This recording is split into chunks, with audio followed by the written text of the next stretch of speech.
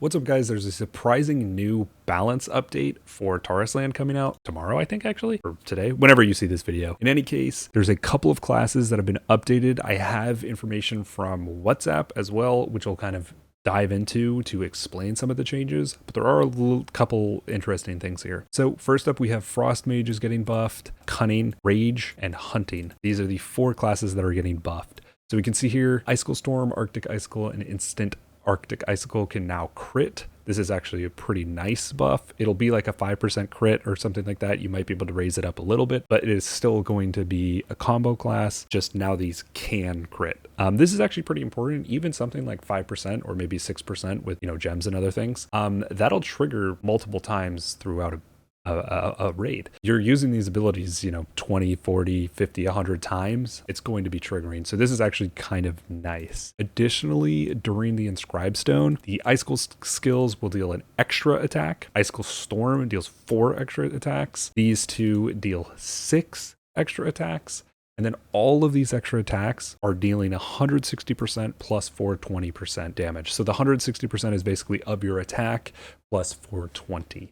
So this is actually huge. During the Inscribed Stone ability, you're going to be doing a lot more damage, and these can crit. Next up, we have Cunning, or Shadow Swordsman. So these are the buffs. During the Inscribed Stone burst, the number of poison extra attacks increases, and the damage increases by 100%. This is actually pretty big. So again, during Inscribed Stone burst. So when you press your Inscribed Stone button. The burst duration is increased to 6 seconds. I assume it's probably 5 at the moment. So this is actually pretty nice. It's like a 20% buff to the duration. And then the poison skill damage is increased by 6%. So this is just like an overall damage increase.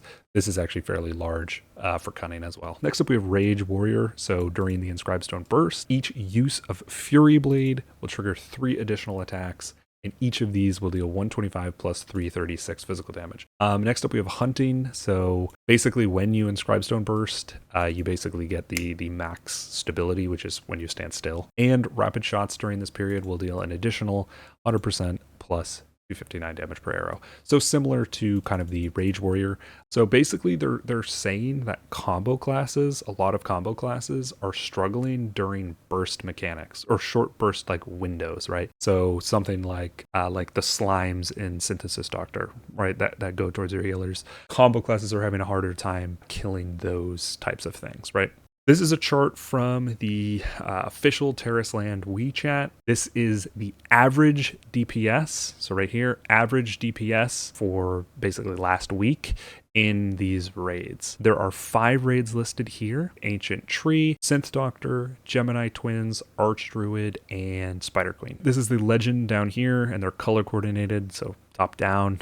We have Cunning, Duel, Solo, or the Bard DPS, the Barbarian DPS, Thunder, Tamed Beast, Hunting. Then we have Frost, Flame, Rage, Soul Snatch, or the Necro DPS, Priest DPS, Divine Retribution, and then Justice, or the Paladin DPS. So we can see here this kind of dotted line right here, or this dashed line right here, is the average DPS for all of these classes in this raid. They've been buffing based on the top 100 results, just like my videos indicated. For this one, they took a different approach. They basically claimed that the combo classes are struggling at bursting, right? They kind of suck during short burst windows.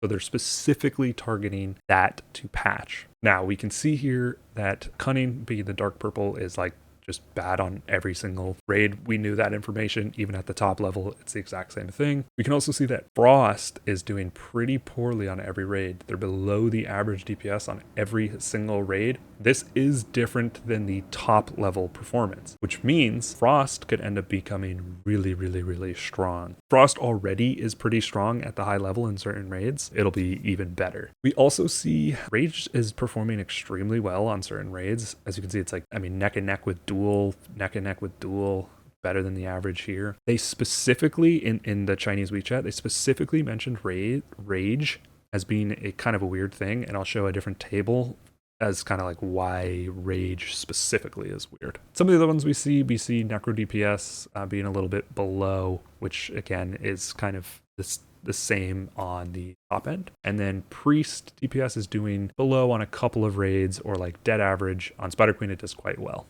And then Justice popping off, doing crazy crazy justice things like always. Also, we can see hunting. Hunting is another one that was buffed. I'm kind of surprised by the hunting buffs. Let's dive into it. So keep in mind, this is for the Chinese version, so these numbers will be different. All right, so here is the other graphic that I downloaded from WeChat. This is basically the same order. So Cunning, Duel, Solo, Thunder, Tamed Beast, Hunting, Frost, Flame, Rage, Soul Snatch, Priest, Divine Retribution, and Justice Paladin. This is basically just as like average DPS across all the raids, so all 5 of those raids that we listed out. For some reason, it doesn't include Blight Dragon or Merfolk King.